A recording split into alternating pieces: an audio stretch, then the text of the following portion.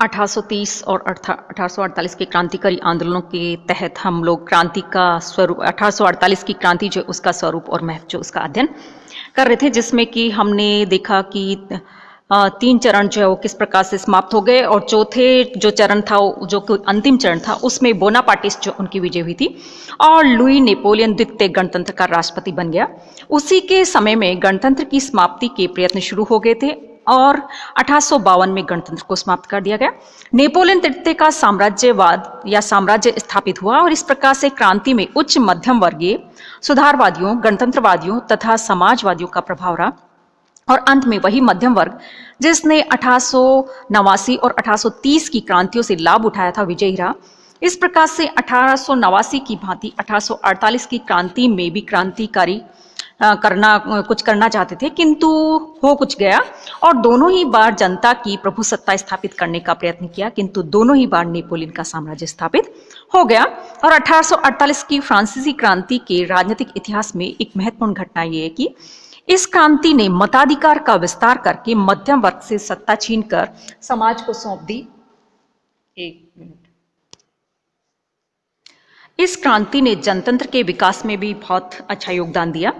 25 फरवरी 1848 को गणतंत्रीय सरकार ने एक विज्ञप्ति जारी की जिसमें कहा गया था कि प्रत्येक नागरिक को रोजगार उपलब्ध करने का अधिकार होगा। इसलिए ये क्रांति मजदूरों और कारीगरों के लिए भी महत्वपूर्ण सिद्ध हुई।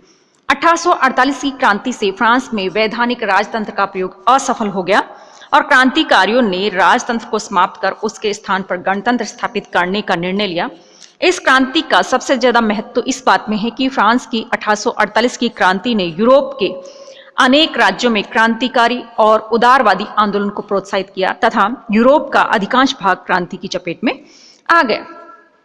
अब अगली बात आती है कि 1830 और 1848 की क्रांति जो उनका तुलनात्मक अध्ययन कि फ्रांस की 1830 और 1848 का अगर हम अध्ययन करते हैं तो इन दोनों क्रांतियों में कुछ समानताएं थी और कुछ असमानताएं थी और दोनों ही क्रांतियां पेरिस के निवासियों ने की थी तथा दोनों ही राजनीतिक और उदारवादी थी।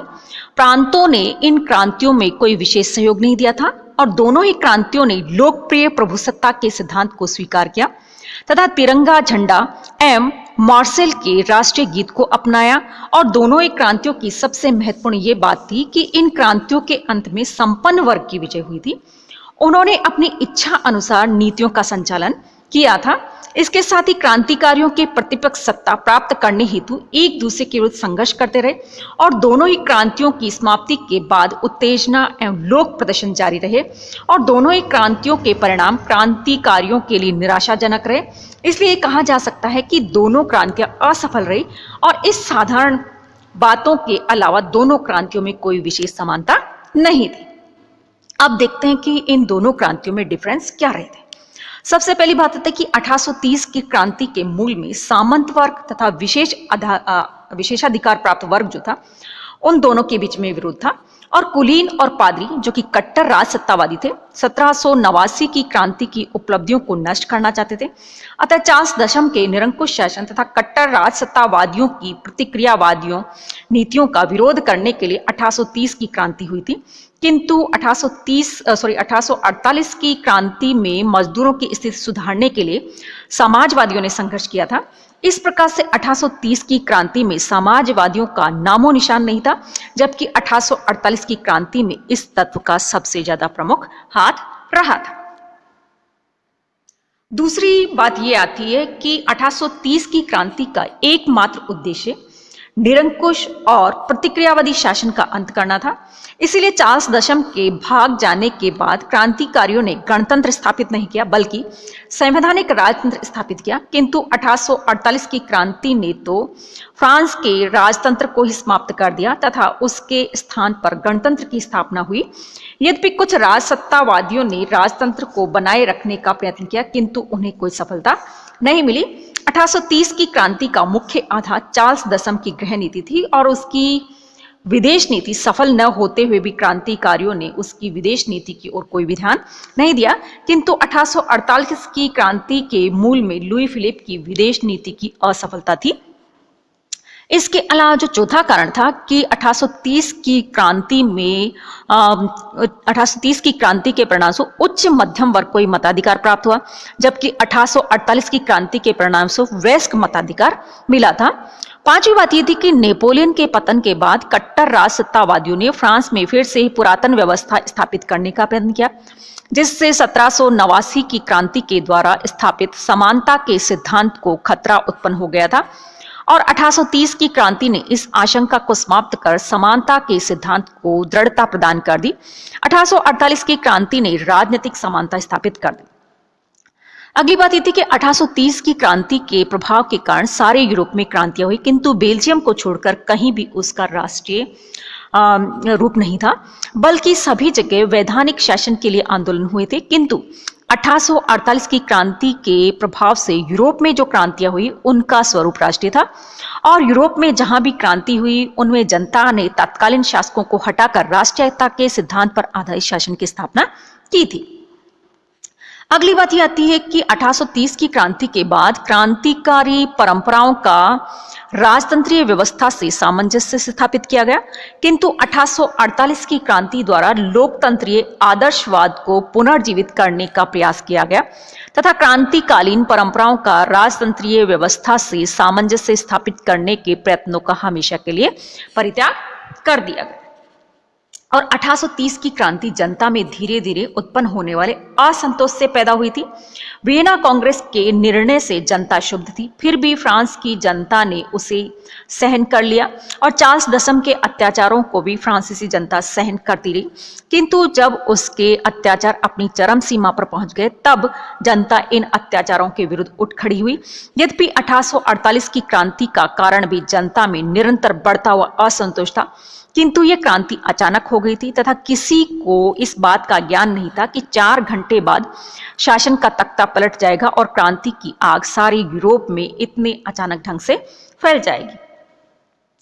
और 1830 और 1848 की क्रांतियां जो है उनको पढ़ने से पता चलता है कि 1848 की क्रांति ने 1830 की क्रांति की उपलब्धियों की रक्षा की और 1848 की क्रांति की सबसे महत्वपूर्ण उपलब्धि ये थी कि इस क्रांति द्वारा समाजवाद का विकास हुआ था और समाजवादियों के पीछे मजदूरों की ताकत थी, जो केवल शासन व्यवस्था में परिवर्तन कर संतुष्ट होना नहीं चाहते थे, बल्कि संपूर्ण सामाजिक व्यवस्था को ही बदलना चाहते थे और इसका यूरोप की राजनीति, आर्थिक एवं सामाजिक व्यवस्था जो उसके ऊपर बहुत ज्यादा प्रभाव पड़ा था।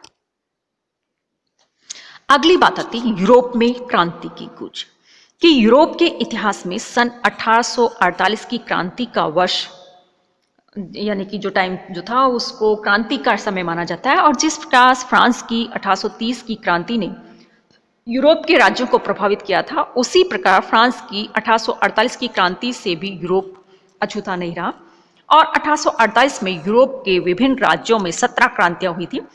1830 की फ्रांसीसी क्रांति की तुलना में 1848 की क्रांति का प्रभाव अत्यधिक व्यापक रहा।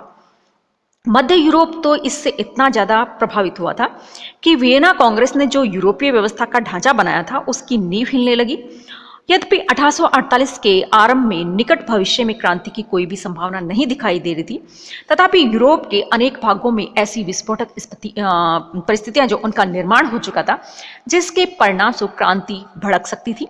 जनता प्रतिक्रियावादी शासन का अंत करने के लिए उतारू बैठी थी और फ्रांस की क्रांति ने उन्हें प्रोत्साहित कर दिया तथा एक देश की क्रांति की प्रगति ने दूसरे देश की क्रांति की गतिविधियां जो उनको काफी प्रभावित किया। किंतु समग्र रूप से यह स्वीकार नहीं किया जा सकता कि 1848 में यूरोप के अन्य राज्यों में क्रांति का कारण फ्रांस की ही क्रांति थी। इटली के कुछ भागों में फ्रांस की क्रांति के पहले उदारवादी आंदोलन शुरू हो चुके थे तथा उन्हें सफलता भी मिल चुकी थी। अतः इतिहासकारों में इस विषय को लेकर मतभेद है कि यूरोप की 1848 की क्रांतियों को वास्तविक प्रोत्साहन फ्रांस से प्राप्त हुआ था या इटली से। डेविड थॉमसन का मानना है कि इन क्रांतियों को वास्तविक प्रोत्साहन इटली से प्राप्त हुआ था, जबकि चार्ल्स पाउथस तथा डॉक्टर A.W. वार्ड फ्रांस की क्रांति को प्रेरक मानते थे और एलिसन फिलिप्स का भी कहना है कि फ्रांस की क्रांति की ज्वाला मानो एक संकेत थी जिसे प्राप्त कर क्रांतिकारी आंदोलन, जिसकी काफी पहले से तैयारी हो चुकी थी, एक साथ भड़क उठे और संभव है इस संकेत के न मिलने पर यह विस्फोट एक साथ न होकर अलग अलग होता।